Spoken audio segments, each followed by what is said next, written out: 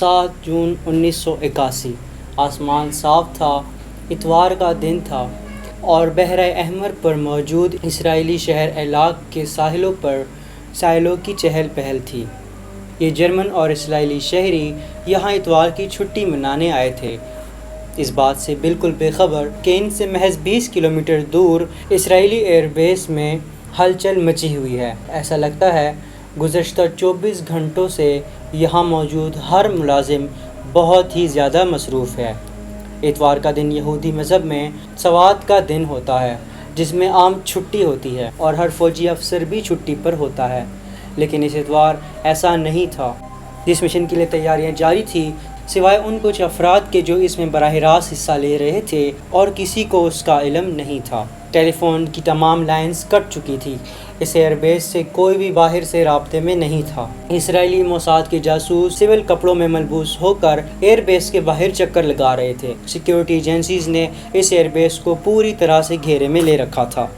صبح سویرے chief of staff, air force کے CNC اور ملٹری انٹیلیجنس کے سربراہ اور کچھ اعلیٰ فوجی افسران سمیت ایک ملٹری ہیلی کاپٹر کے ذریعے ایئر بیس میں داخل ہوئے اور داخل ہوتے ساتھ ہی آپریشن روم میں چلے گئے، جہاں جا کر انہوں نے مشن میں حصہ لینے والے پائلٹس اور ان کو لیڈ کرنے والے 30 سالہ ایئر فورس کرنل سے ملاقات کی۔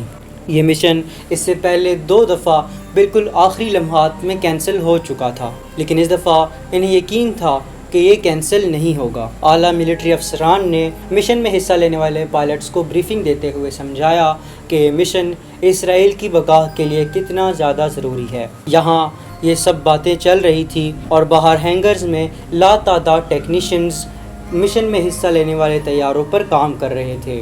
ان ٹیکنیشینز کو بھی کوئی اندازہ نہیں تھا کہ یہ طیارے آخر کہاں حملہ کرنے جا رہے ہیں۔ ٹیکنیشینز نے ان طیاروں میں MK-84 آئرن بام فٹ کیے اور کچھ ہی لمحوں بعد 8 F-16 اور 6 F-15 طیاروں کو ہینگر سے کھینچ کر رن وے پر لایا گیا۔ اپنی ضرورت کے مطابق اسرائیل نے ان جہازوں کو بامبرز میں تبدیل کر کے وار ہیڈز کے بوجھ سے لاد دیا تھا۔ جب پائلٹس مشن کی بریفنگ سن کر باہر آئے تو انہوں نے دیکھا کہ ان کے طیاروں کے انجن پہلے سے گرم اور چالو ہیں۔ تقریباً دوپہر 3 بجے سارے پائلٹس اپنے اپنے جہازوں میں بیٹھ کر کنٹرول ٹاور سے اجازت کا انتظار کر رہے تھے، جس کے بعد ایک کے بعد ایک یہ طیارے ہوا میں بلند ہوئے۔ آپریشن بیبیلون کا آغاز ہو چکا تھا۔ اعلیٰ فوجی افسران زمین سے ان جہازوں کو آنکھوں سے اوجھل ہوتا ہوا دیکھ رہے تھے۔ ان کا مشن دشمن ممالک کی ایئر اسپیسز کو چیر کر عراق کے اورسا نیوکلیر پاور پلانٹ کو تباہ کرنا تھا۔ ان طیاروں کو 640 میل کا سفر طے کرنا تھا۔ انہیں ہوا ہی میں فیول فراہم کرنے کے لیے بوئنگ 707 گرجتے ہوئے فضا میں بلند ہوا۔ اس ایئر ریفیولنگ کرنے والے بوئنگ 707 طیارے کو یورپین کمرشل پلین کی طرح پینٹ کیا گیا تھا۔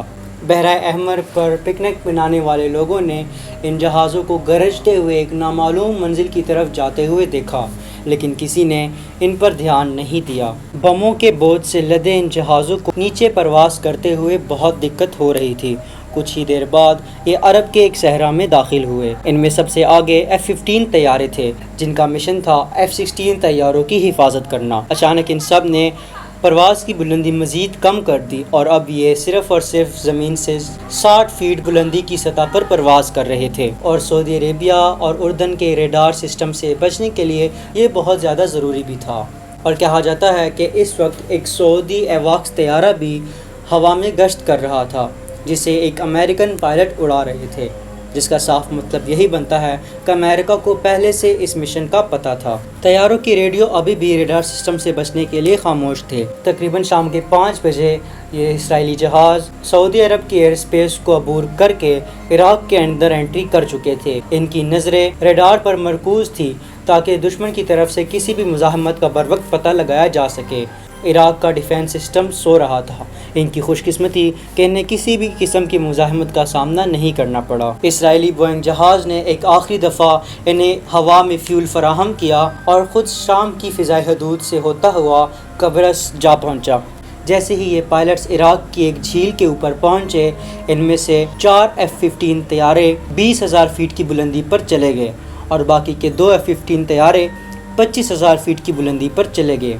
جس کے بعد یہ ایک وسیع دائرے میں اڑنے لگے کیونکہ ان کی ذمہ داری تھی F-16 طیاروں کی حفاظت کرنا۔ تقریباً شام کے 5 بجے اسرائیلی جہاز عراقی نیوکلیر پاور پلانٹ کے عین اوپر پہنچ گئے، جہاں سے انہیں نیوکلیر پاور پلانٹ کا 60 فیٹ کا بڑا گنبد صاف نظر آ رہا تھا۔ ابھی تک ان کو کسی قسم کی مزاحمت کا سامنا نہیں کرنا پڑا تھا۔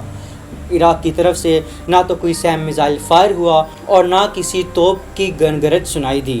اگلے ہی لمحے ایک طیارے نے غوطہ لگایا اور نیوکلیر پاور پلانٹ پر بم گرا کر فضا میں بلند ہو گیا، جس کے بعد ایک طیارے نے MK-84 آئرن بم اس نیوکلیر پلانٹ پر گرائے اور کنکریٹ کی یہ مضبوط عمارت چند ہی لمحوں میں آگ کی لپٹوں میں آ گئی۔ کچھ دیر بعد عراقی توپ خانہ خواب غفلت سے بیدار ہوا۔ انہوں نے ان پر فائر کھولا، لیکن اسرائیلی جہازوں کی ٹیڑھی میڑھی پرواز اور تیز ترین رفتار نے انہیں نشانہ بنانا ناممکن بنا دیا تھا، اور اس کے علاوہ وہ بہت نیچی سطح پر پرواز بھی کر رہے تھے۔ اسرائیلی جہازوں نے جو بھی بم گرایا وہ ٹھیک ایکوریٹ اپنے نشانے پر گرا۔